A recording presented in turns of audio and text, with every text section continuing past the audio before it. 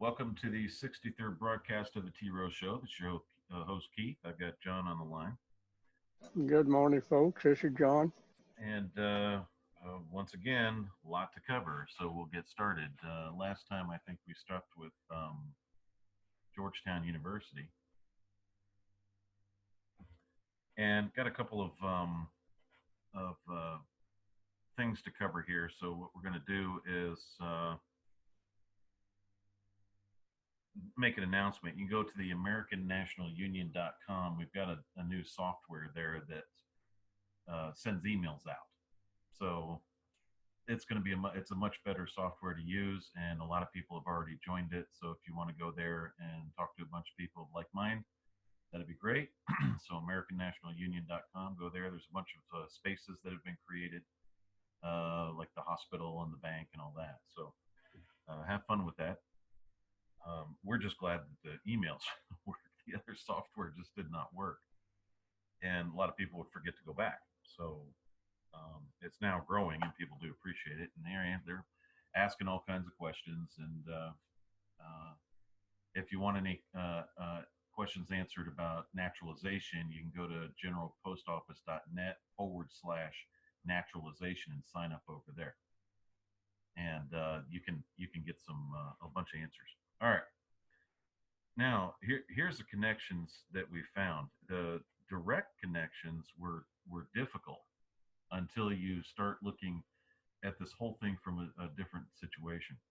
What I was trying to do, I think, last time is connect the Dutch to Georgetown University. That has been achieved. Okay, and I have direct connections between the Dutch and Georgetown University. So I'm going to share screens with you.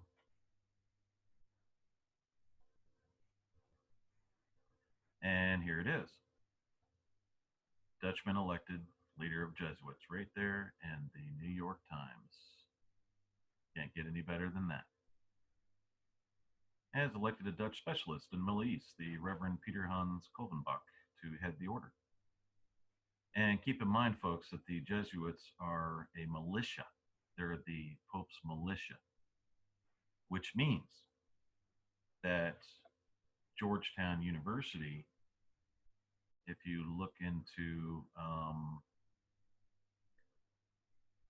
their articles, let me go ahead and let me go to their mission statement. It's going to be a blank here for a second, so hold on one second. And I'll go ahead and share screens on that. Here's the Georgetown as a Catholic and Jesuit student-centered research university. These guys right here are nothing more than the private militia of the Pope. That's who they are. And established in 1789 in the spirit of the new republic.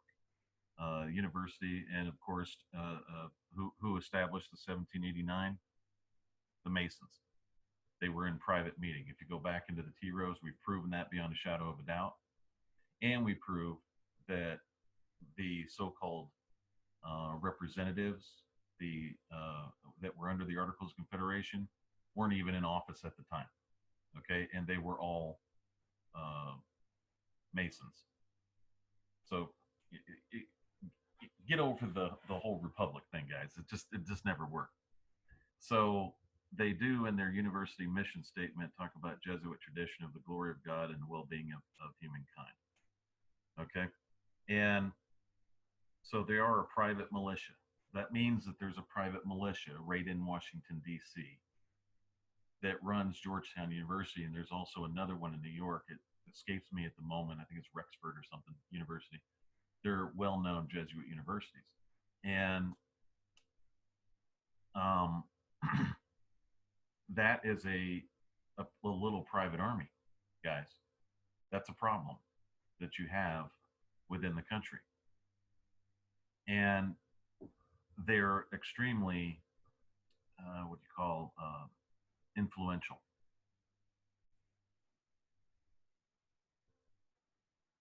Okay, now there was another thing, charter, there was a charter. And I wanted to look at the charter and find out what it was. It was 18. This is 1815. The act concerning the College of Georgetown in the District of Columbia. An act, you know. So you had a House of Representatives. Apparently, the Masonic order went into the House of Representatives, and they created the College of Georgetown within the District of Columbia to admit any students belonging to said college or other person meriting academical honors to any degree in the faculties, arts, sciences, and liberal professions. So the federal company created the College of Georgetown, and an act to incorporate Georgetown College in the District of Columbia. And it is a body politic right here, declared to be a body politic and corporate. Same thing that we had last week. If you go on the 60-second broadcast, you'll see in the comments where we talk about this with another university. Same thing. It has its own body politic and it's corporate, which means it's its own government. That's what a body politic is. And it operates as a corporation. And it's called both things. It's Georgetown College and or Georgetown University, and that's right here. Anybody ever heard of a country creating a friggin' body politic and a corporate operating as a corporation at the same time? So it's Georgetown College, or a body politic, a government of militia Jesuits working for the Pope that operate as a corporation. Is that about accurate, John? Would you say? It's its own government. Yes, if I can find my mute button. That's about as close as you can get to it, Keith. Okay, and they also claim sovereign immunity. A lot of these universities do. They claim sovereign immunity. If you go into their claims, let's put it that way. You have, I guess I can go over to the website or the where is it? YouTube. I go to YouTube, and we put it in the 60-second broadcast of the T-ROH show. I put it in the comments that they claim sovereign immunity, and I'm going to try to show you that now.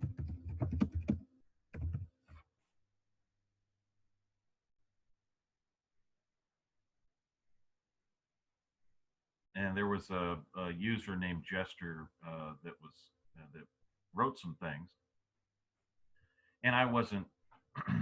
I took his challenge and then went ahead and did what I could with it. Here it is, right here. Okay.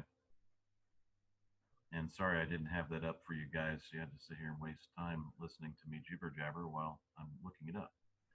All right, there it is, right here. It says,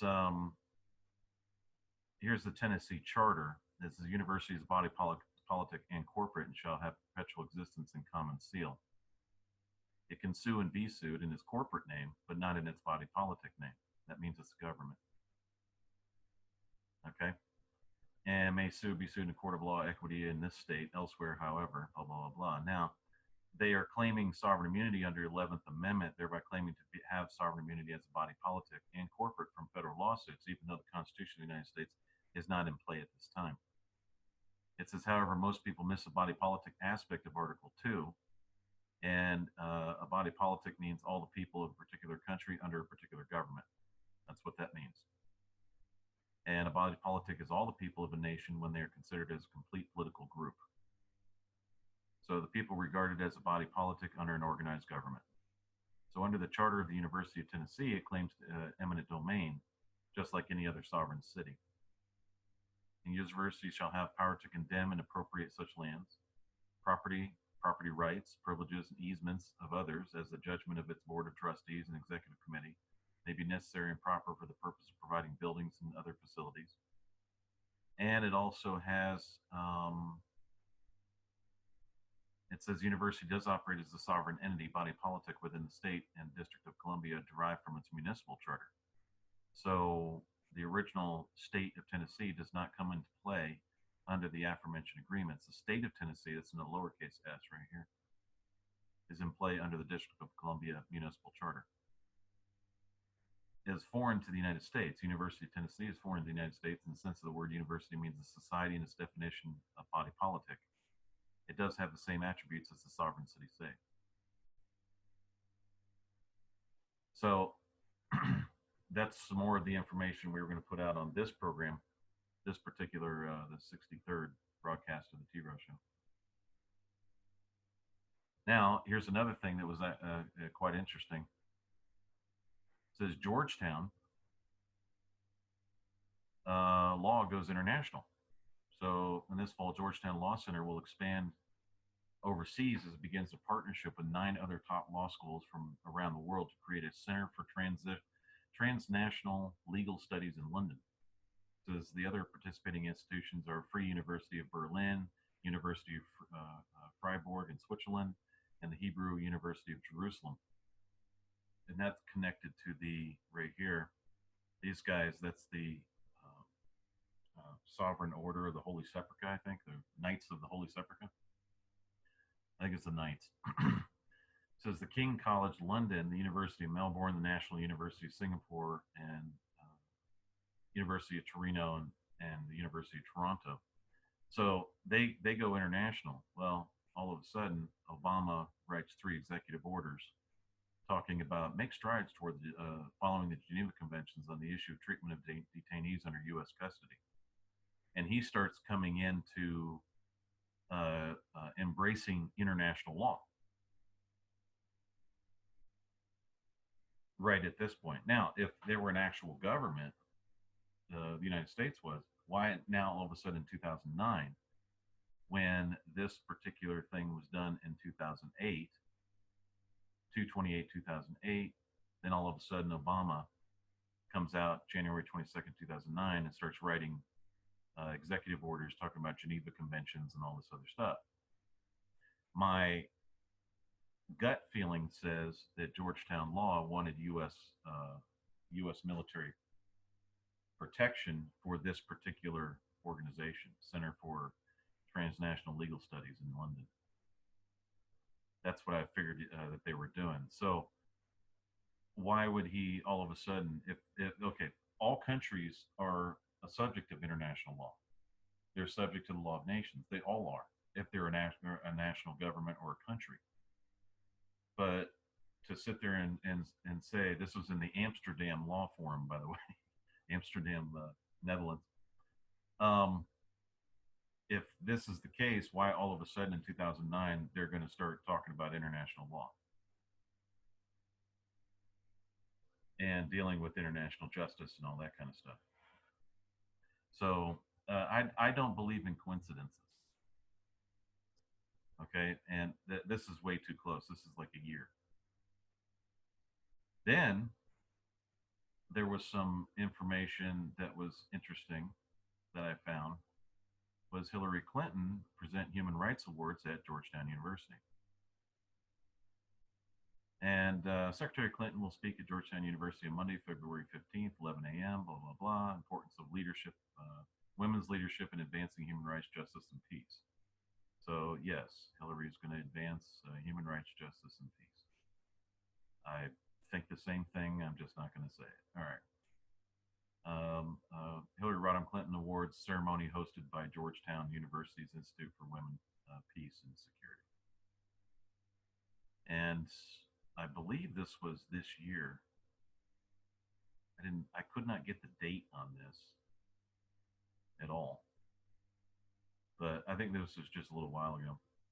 I think this was February 2nd, 2018. It just didn't say the year on it. Then you've got Joe Biden speaks at Georgetown Law. And a lot of these people constantly go to Georgetown Law or Georgetown University. So all of them are pretty well connected. And it goes into a lot of They all go in the same circles. Let's put it that way. That'd be the best way to talk about that. Now, there's also this was the charter of the university, and lo and behold, guess what I find? That's going to get a little black screen. Sorry about that. I get a list of the alumni of Georgetown University. So, what is the connection between Georgetown University alumni and that college and the rest of the schools? Well, lo and behold, there's college and university presidents. So, Carmen Twilley Amber is the president of Oberlin College, 2017 present. Robert L. Barchi, I guess that's how you say his name, Barkey or something. I guess they call him Barkey. I wouldn't mess with him. He's the president of Rutgers University and the president of Thomas Jefferson University and the University of Pennsylvania. And Lawrence is the St. Louis University. He's the president there. President, keeps going down. Over and over. These are all the alumni of Georgetown University. And they all happen to be the presidents of all the other universities. And you always wonder how they pick these presidents of these universities all over the country. Well, this is how they do it. They all come out of Georgetown University. And then there's faculty, okay, and then professor of government and foreign service at Georgetown University, and the senior associate dean for graduate faculty affairs of the Walsh School of Foreign Service, and then director of Master of Science in the Foreign Service program. Then you have Stanford Law School. Here's this guy here. Professor at George Washington University Law School. These are all alumni. These are all people that went to Georgetown University. So there's a lot of connections there to other jobs and other universities when it comes to these guys. And okay, there's business. There's a bunch of business folks. And I found something interesting though. I found Ivanka and Eric Trump. Isn't that interesting? Here's Ivanka Trump right here, Executive Vice President of the Trump Organization model. And then there's Eric Trump. And he was the Executive Vice President of the Trump Organization, owner of Trump Winery. I did not see Donald in here. But if you go to civil society, there's religion. There's a lot of these guys, think tanks, nonprofit activism. We've got all the names of all the people that went to this particular university and what they're doing now. Best Buddies International, Landmine Survivors Network, International Campaign to Ban Landmines, Convention on the Rights of Persons with Disabilities, and Convention on Cluster Munitions. Goldwater Institute, CEO, founder of Urban Prep Academies, World War II Polish resistance fighter, Women's World Banking, microfinance company, Institute for Justice and Democracy in Haiti. I wonder where they were when it was 1989. Oh, he wasn't there yet. Or he was gone already. That's when the Clintons went and raped him. This is a ordained minister of the United Church of Christ, directors of Americans United for Separation of Church and State. International Campaign Ban. Okay, I got that already.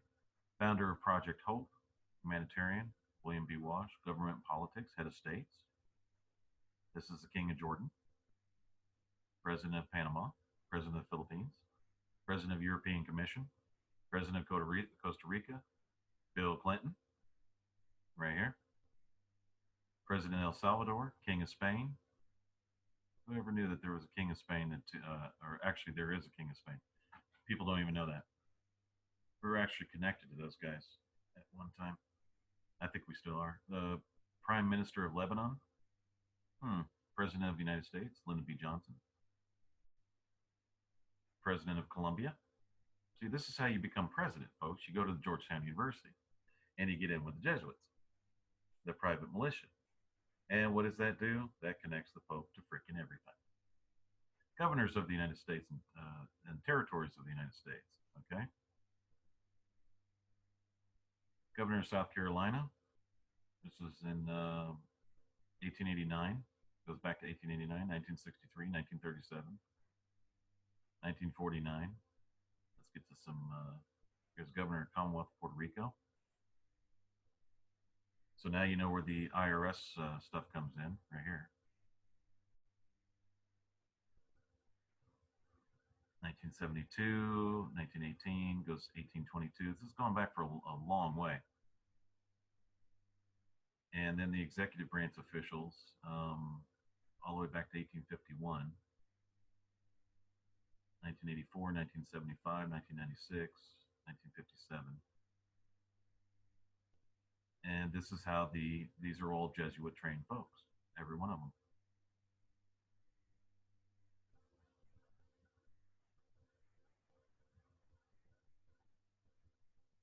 You got these 1977 acting U.S. Secretary of Treasury, 2006.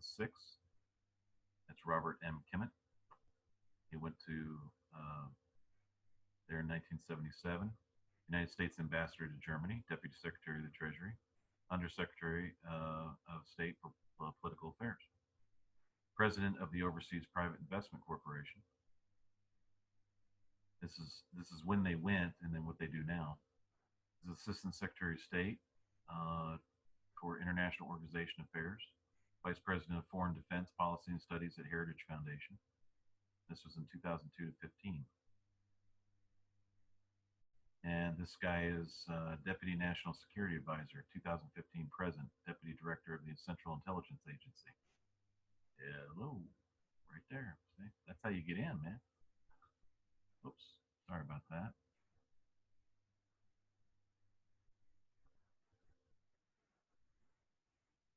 And this is the Secretary of Labor.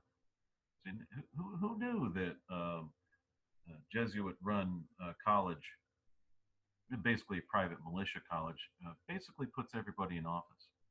Now you understand why the same people are all in office all the time.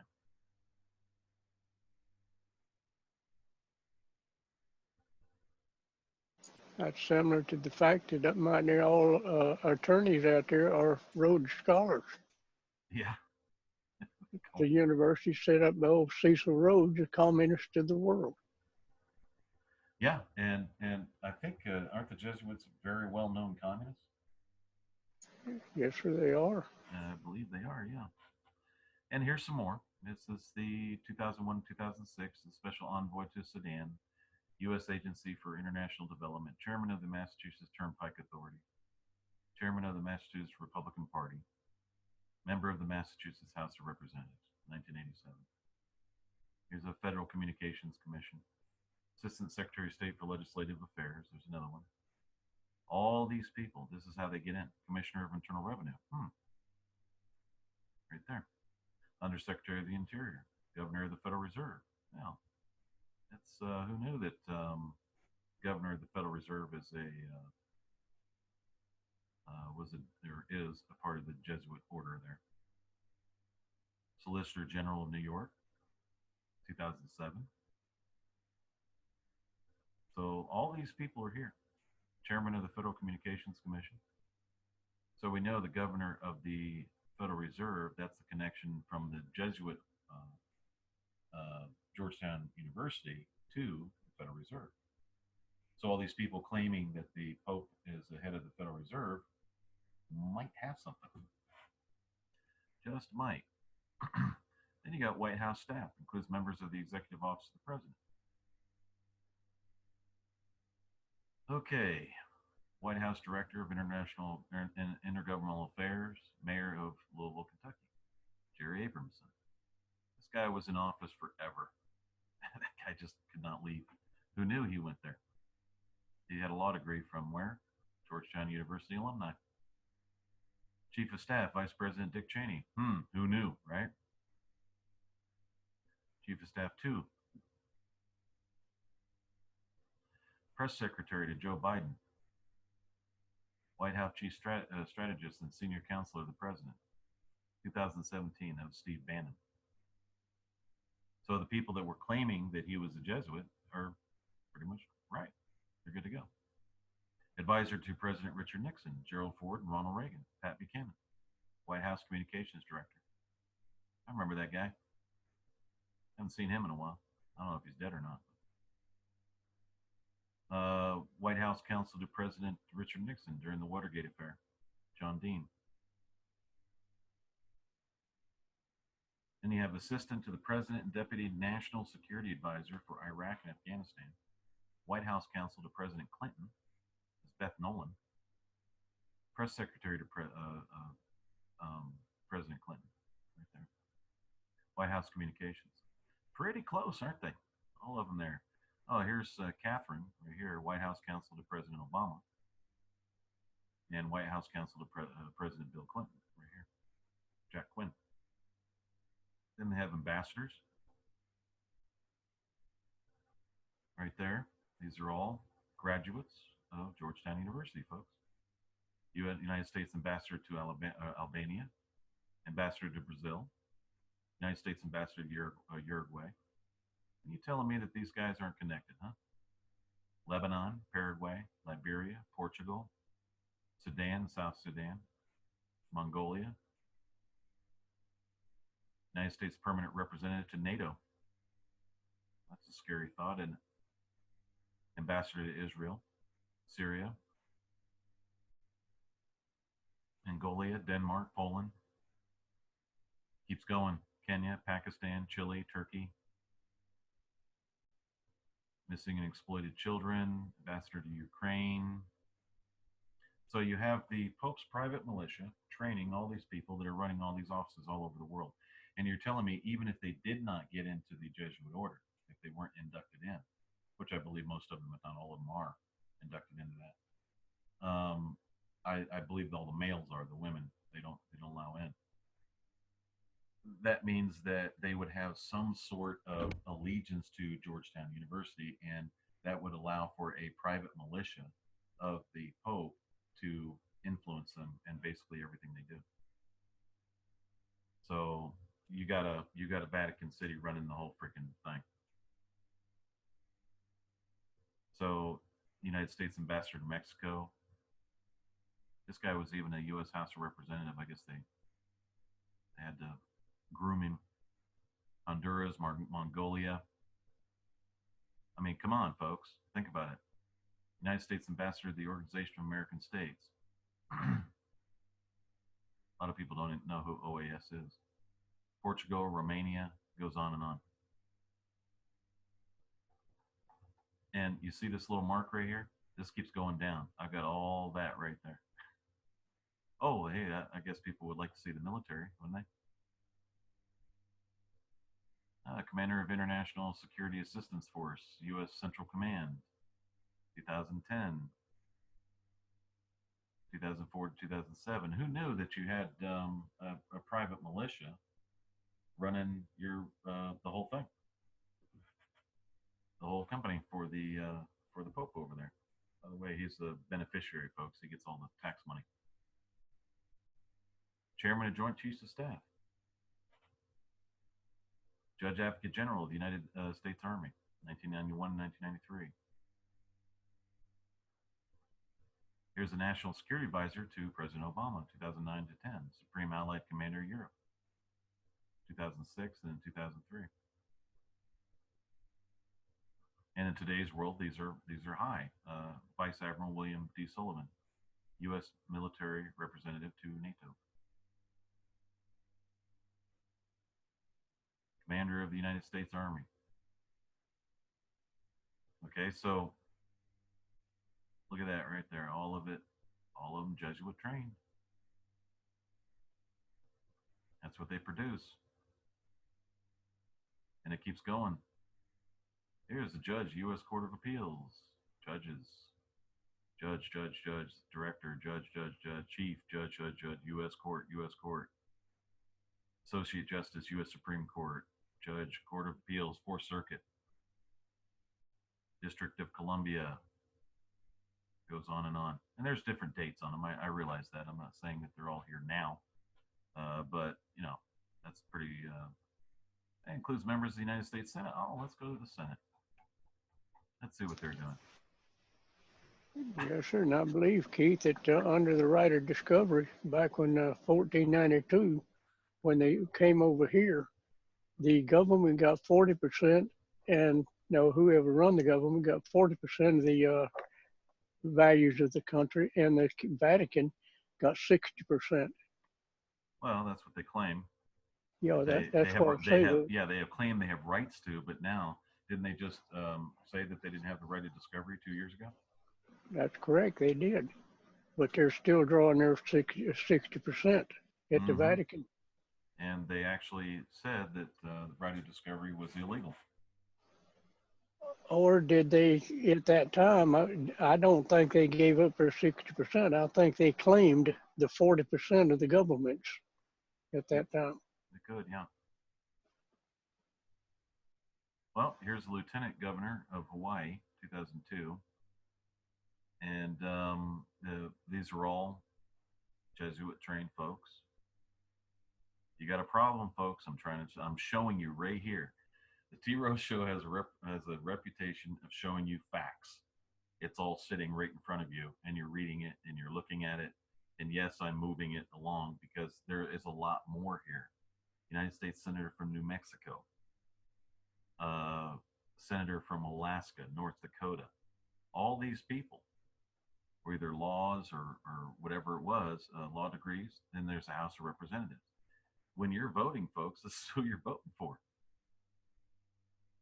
Actually, you're not voting at all. It's the Electoral College is voting for them. That's why they have to take an oath. And nobody else does. That votes. 2013, Matthew Denver. 2015, right here. This guy was in office from 2000.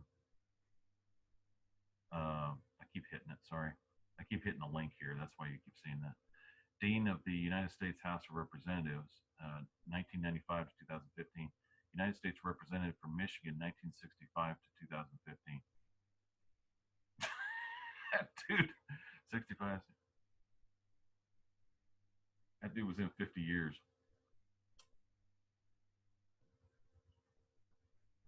It'd be real interesting to run down the Electoral College and where they went to school, wouldn't it? Yeah, that'd be real interesting if all of them were from either Georgetown or the other Jesuit college up in New York. Yep.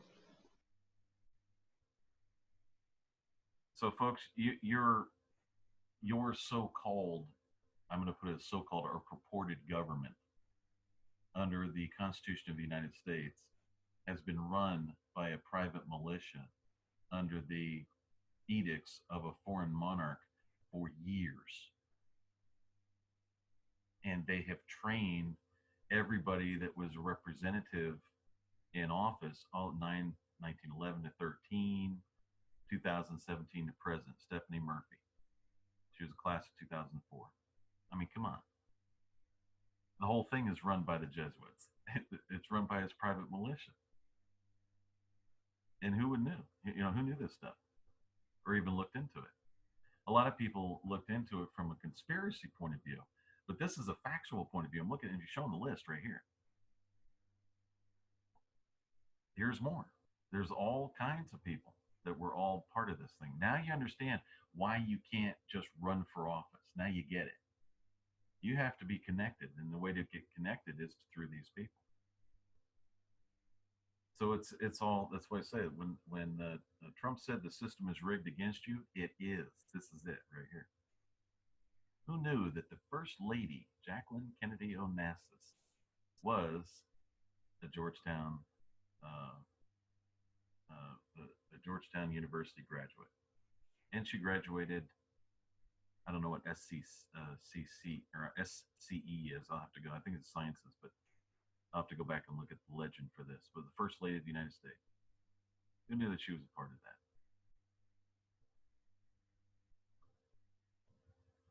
And now you know why when Kennedy gave us the speech about secret societies, what he was talking about. His own freaking wife was a part of it, a part of the probably the women's part of the Jesuit order. President of the Federal Reserve Bank of New York, 1993 to 2003. Now he's vice chairman in Merrill Lynch. William Joseph McDonough, I think it's called. Okay, and this goes on. This goes on and on and on. You don't see anybody in here saying janitor of so and so bank. You don't see that. Okay, there's no janitor in here. There's no toll booth guy or clerk. You know, it's all high offices. Israeli ambassador to the United Kingdom. Well, I guess the Israeli and I guess they all have connections. Minister of Foreign Affairs of Iran, Director of National Police in Nicaragua, Mexico, and China. It goes on and on. Entertainment. Oh, hey, let's go here. Wonder who's the Jesuit here. John Barrymore. Drew Barrymore's dad. Was it? No, maybe not. No. That's too late. Too early. Probably all in the family, anyways. Mike Cahill, Bradley Cooper, Pia Getty. A lot of these people, I'm an early stage film actor. I don't know a lot of these people. I know the later ones, but not these. Literature. Oh, New York Times bestselling author and webmaster of The Leaky Cauldron. Author of The Exorcist. Gee, wonder where that came from. Anything that got big, anything that became something was a part of this. Okay, and a lot of these names, James Johnson Sweeney. I wonder if that's where that. Okay, journalism, and these are journalists. So now you know who controls the media.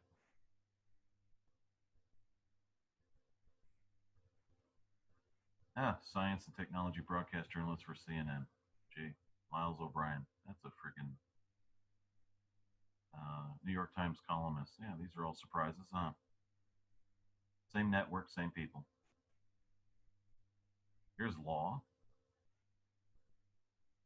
There's a lot of these guys. And royalty. Here's a Crown Prince of Greece. Prince of Orange Nassau Van. Prince of Luxembourg. Mohammed bin, I'm not even going to try to pronounce that. Prince Hashim bin Hussein. Crown Prince of Jordan. Ali bin Muhammad. Prince of Interbide. Science and medicine. It goes on and on and on. People that really got into this, really became a part of it. Professional baseball player, Portland Trail Blazers. Now you know who runs all the sports. And that would be through what? Oh, Jesuit-owned colleges that are all connected to each other. Why? Because the people that were in Georgetown University became presidents of these other universities. And now you know how they got into where they got into. And who's connected to who. Commissioners, owners, coaches, and managers. Now you know how these coaches go from one team to another when they get caught, like in the colleges, when they get caught paying the players, they just move them to another college. They just wait a little while and then move them. And they had fictional players, fictional nobility. Okay. And here's the references and everything there. These are all the references to everything here. Okay. I'll probably put this list on the American National Union so people can see it. And they'll go in and take a look, check it out for yourself, and away you go. Now, we've heard a lot about private citizenship. We're going to go private. I'm a private American. Well, there's a book that came my way today. I just wanted to read you just a little bit of it, just in case somebody has issues. The ones, this is administrative law review, okay? And there's one central criticism drives this article is the very idea that there's such a thing as privatization and that as meaningful subject of study implies a sociological claim, which may seem obvious and unexceptional, but in fact is importantly mistaken. It implies that there's some distinction between the performance of certain functions by government institutions and performance by private ones. And it implies that the distinction is both real and of very deep significance. The purpose of this article is to show that this distinction does not exist, and that by employing it, the literature has described the world as in an inaccurate way. To that extent, this article joins with critiques of conceptual public-private dichotomies and have been a part of academic criticism for the least 150 years, though I hope it will add something new and worthwhile to them. Importantly, though, that this article is not an exercise in legal doctrine. It's ultimately an attempt to suggest the alternative sociological picture of institutions of control. Okay, now what that is right there, pictures of institutions of control. And they're talking about colleges, of course. Sociological picture of institutions of control. That's called social engineering. Social engineering or domestic social engineering is a war crime. Okay, so you have a big group of people go out today. I think it was 500. They said there was 500,000 people. I don't think there were that many. Marched on Washington. We want gun control laws and all this other stuff. That's called, that's a small group of people that are trying to take your property rights away. That's called domestic warfare. It's a war crime. That is being instituted, and it's all being led back to Georgetown University. Georgetown University are there through the edicts of their monarch and the man who they're loyal to is committing war crimes in America, and he's doing it on a daily basis. He's doing it through CNN, he's doing it through ABC, CBS, and all this, and they incite things and they do all this other stuff, and these are all war crimes. Social engineering is a war crime. You cannot do what they're doing. So for somebody to say, I want to be a private American citizen, there's no such thing. That was a social engineering ploy to get you to believe that I'm in the private and I can't be touched. That's so you'll sit back and do nothing.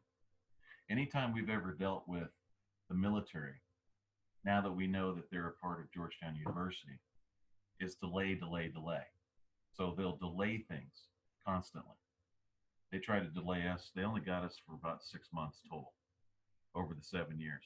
They'll promise you something, and then you sit back and wait like they're going to take care of it, and then they never take care of it. They never get anything done. After the third one, we told them, just go away.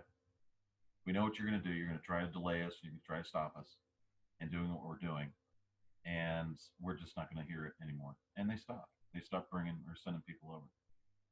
Then they tried to send other people over. They like to come in and try to, they go after the people that have influence within the government of the United States of America. And what they do is they come in and they try to make them out to be the bad guy, dictator, and all this other stuff. And they do that to try to break things up.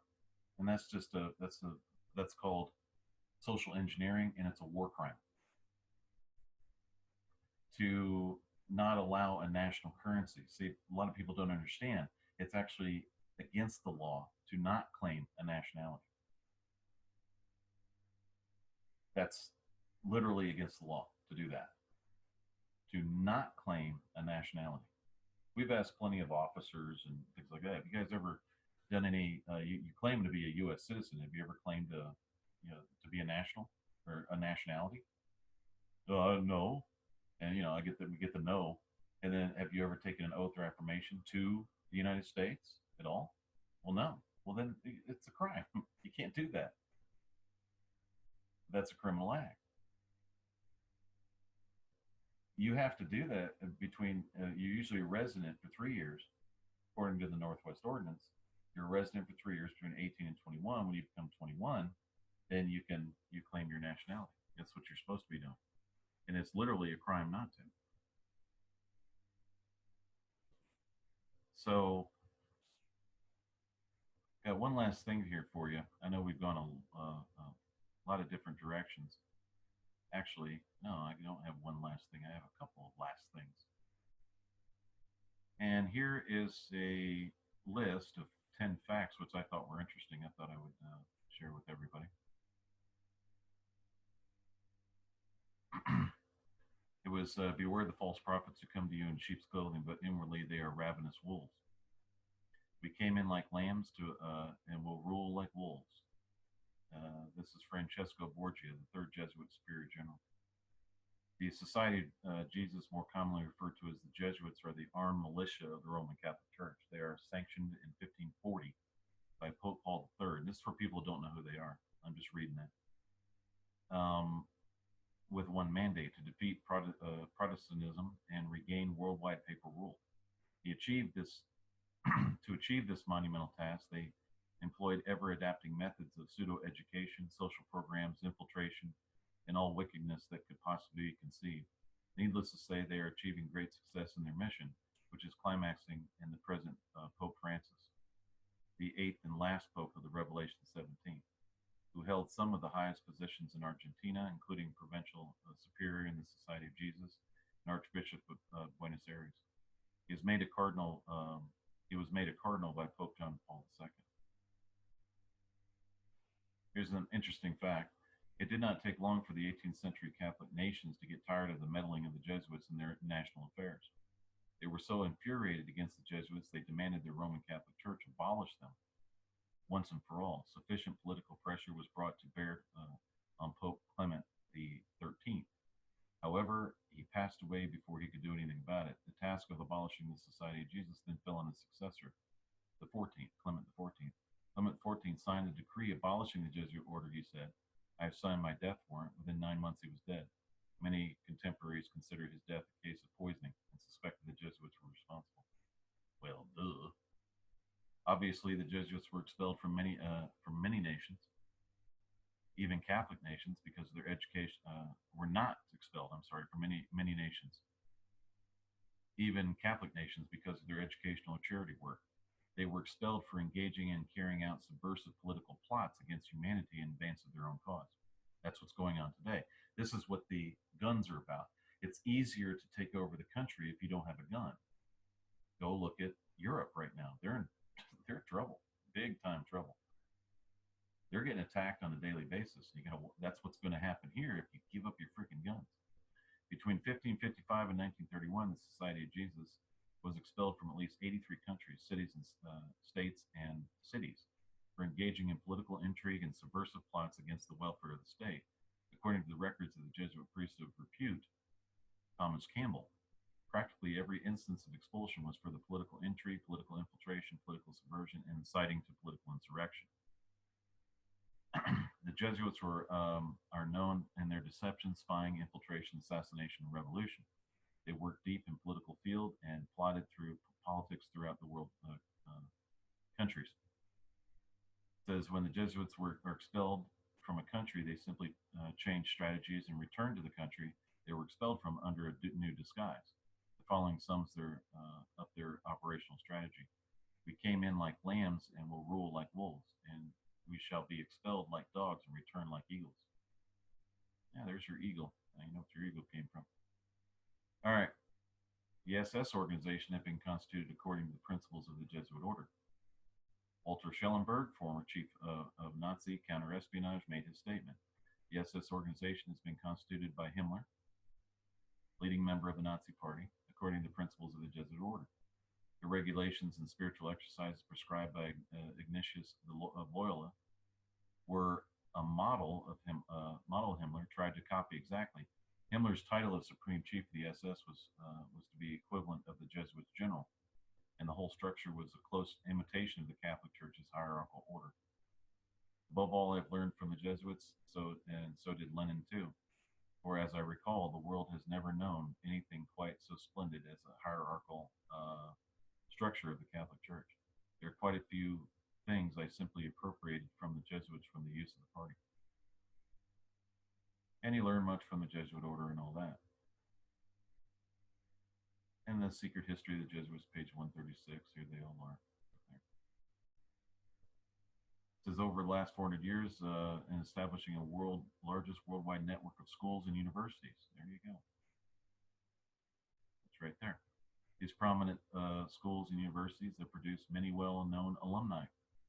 Thus, the Jesuits have been able to shape and mold the thinking of many famous world leaders and produce generations of political and religious leaders who were favorable to the Roman Catholic Church and her doctrinal agenda.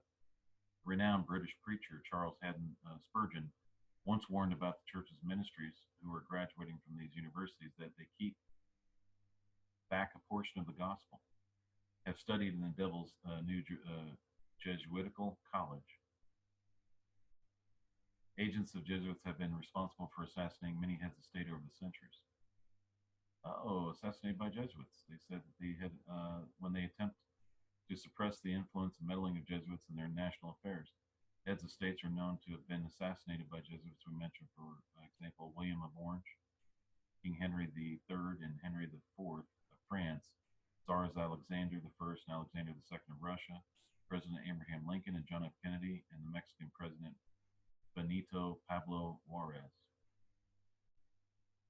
Abraham Lincoln was fully aware of the evil nature of the Jesuits. He stated, "It is not against the Americans of the South alone I am fighting. It is more against the Pope of Rome." His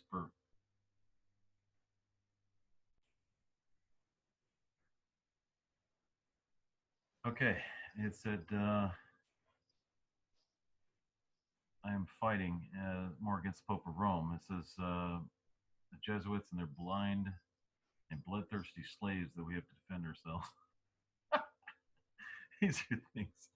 It's amazing the stuff that comes out once you start looking in a different direction, you know. And this is where all of our research has led us, by the way.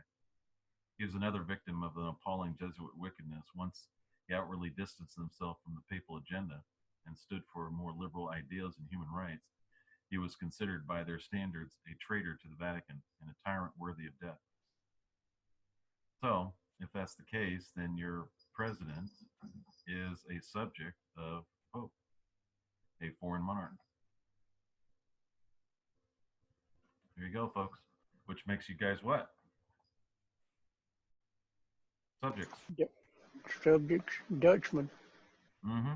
That's why you don't have to take an oath and affirmation. That's why you don't claim a nationality.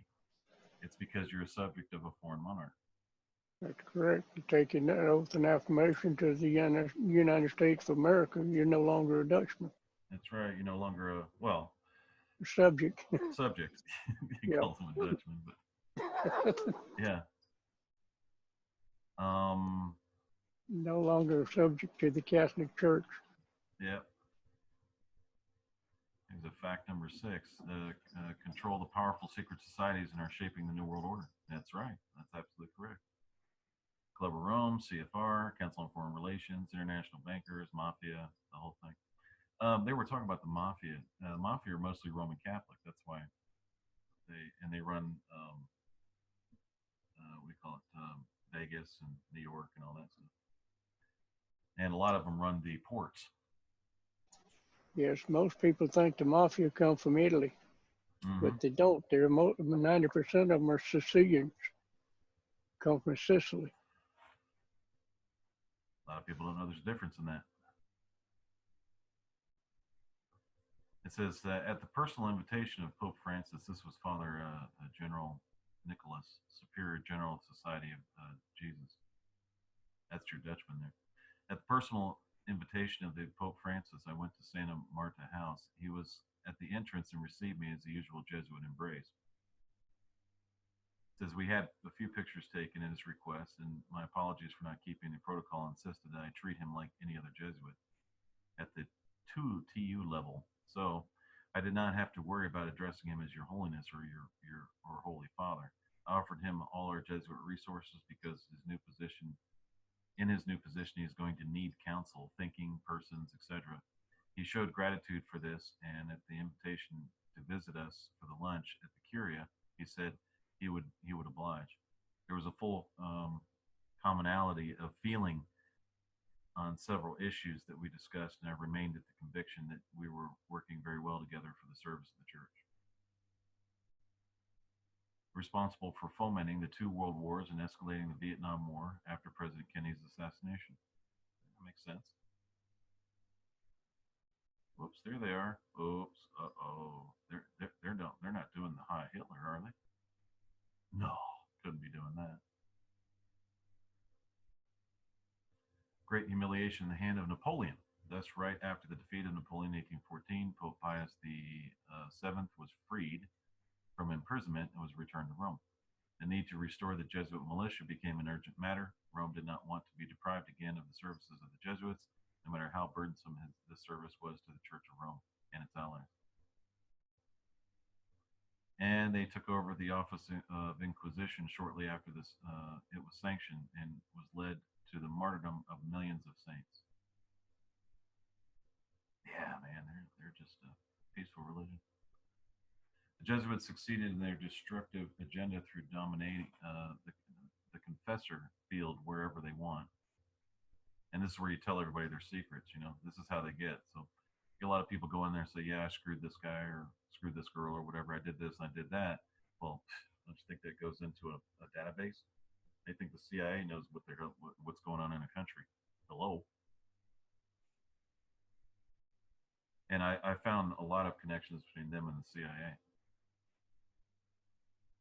And it's incredulous and most shocking to see the media and the world's religious and political leaders stampeding to endorse the praise Pope Francis.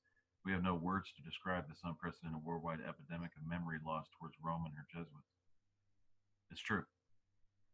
It's absolutely true. There's war crimes upon war crimes that these guys have committed over and over. And this was another thing that another guy came up with. Says the Social Security United States of America order. And there's another connection, actually. There was another connection that was sent to me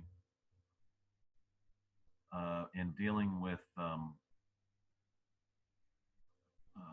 it was a Title 18 connection in dealing with the Social Security, which was interesting. I don't know if I can find it now, but and I'm sure you guys are probably so, then why'd you mention it, Keith? It's because it came on the top of my head. That's why. I'll have to find it for next week's program. But it connects the private information dealing with a driver's license to the Internal Revenue Service. It was interesting. I'll make that another program later on. But I was going to read something when it came to 9/11. Here's the main problem that a lot of people are going to have issues with, is the main culprits possibly behind 9/11. It says the U.S. Patriot Act, Public Law 107/56, was introduced in the House of Representatives, and the 107th Congress, Representative Jane Sensenbrenner, who was serving at the time as the chairman of the House Judiciary Committee. The bill was introduced on October 23, 2001, and passed the House the next day. So regular order was bypassed, and the bill was most likely written by the House Judiciary Committee staffers in cooperation with the staff attorneys from the Office of Legislative Counsel. And since the bill then passed the Senate on October 25, 2001, I have no doubt that the Senate staff, most likely serving the Senate Judiciary Committee, were involved as well. Leadership staffers from both chambers would also have had some input. James Dempsey and David Cole state in their book, Terrorism and the Constitution, Sacrificing Civil Liberties in the Name of the National Security, that most troubling provisions of the pre-USAPA anti-terrorism laws enacted in 1996 and expanded now by the USAPA were developed long before the bombings that triggered their final enactment. Cole is married to a former Georgetown law professor and current D.C. Circuit Court of Appeals Judge Nina Pillard.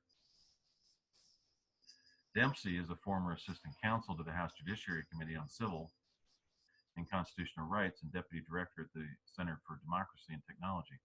And Cole is a professor of law at the Georgetown University and an attorney with the Center for Constitutional Rights. Cole joined the American Bar Association Standing Committee on Law and National Security. His most recent appearance before the Supreme Court was in 2010, challenging the First and Fifth Amendment implications of the U.S. Patriot Act's prohibition and providing material supporting the terrorist groups in Holder versus Humanitarian Law Project. It says from 2013 to 14, Cole was a fellow with the Open Society Foundations, an international grant-making network founded by business magnate George Soros that dispenses financial contributions to various liberal and progressive political causes in the United States. I'm wondering if George Soros can be connected to the Jesuits. It says Cole was named co-chair of the Constitution Project's Liberty and Securities Committee in 2001 and joined the advisory committee for the Free Expression Political Project in 2003. It says he was served on board of a number of public interest organizations, including Human Rights Watch Advisory Committee, Bill of Rights Defense Committee. He returned to Europe in fall 2007 to teach at the University College of London. That's the same place that has that when they went international. School of Public Policy, and served as a co-director of the Center for Transnational Legal Studies from London from 2008 to 9. International Georgetown University Law, Georgetown Law. That's right there. It says the Liberty and Security Committee of the Rule of Law program is co-chaired by David D. Cole, professor of law at Georgetown University Law Center, and David Keene, former chairman of the American Conservatives Union. The Constitution Project is governed by the board of directors. The board is currently chaired by Armando Gomez, a partner in the law firm of Skadden Arps, who previously served as an attorney advisor to the IRS and chief counsel to the National Commission on Restructuring and International Revenue Service. Other members of the board include, and it goes on, man, this is a long list of people. So that should be enough to connect everyone to know where all this is coming from and why you have 500,000 people trying to get rid of their guns up at Washington and around the country. This is where it's all coming from. And folks, you got a problem. We all have a problem, and we need to deal with it. So, yes, sir. And the gun job, the way they're trying to take it, they're writing legislation here in Florida right now under Bill Nelson that anybody that wants to own a gun or does own a gun are going to be considered and classed as insane. yep, they always go. Don't the communists always go to a mental deficiency?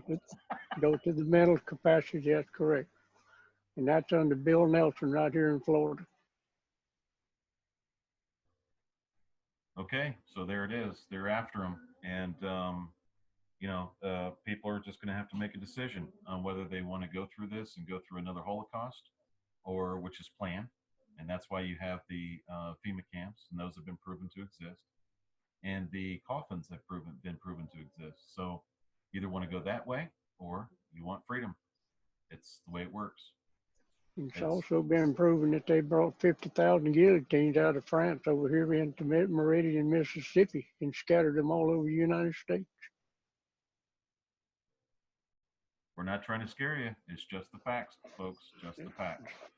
Just the facts, and we've known that fact out there since back in the 90s. Yep. So you're going to have to make a decision on what you want to do. And now's the time. You can't wait any longer. You can't just sit and wait and say, well, they may not get to me. Because they will get to you one way or the other. And that's what they're counting on. They're counting on your indecision. You're either going to stand up for the way, the truth, and the light, or you're not. And that's just the way it is. Thanks for listening to the 63rd broadcast of the T-ROH Show. Hope you enjoyed all the information, and we will talk to you next week.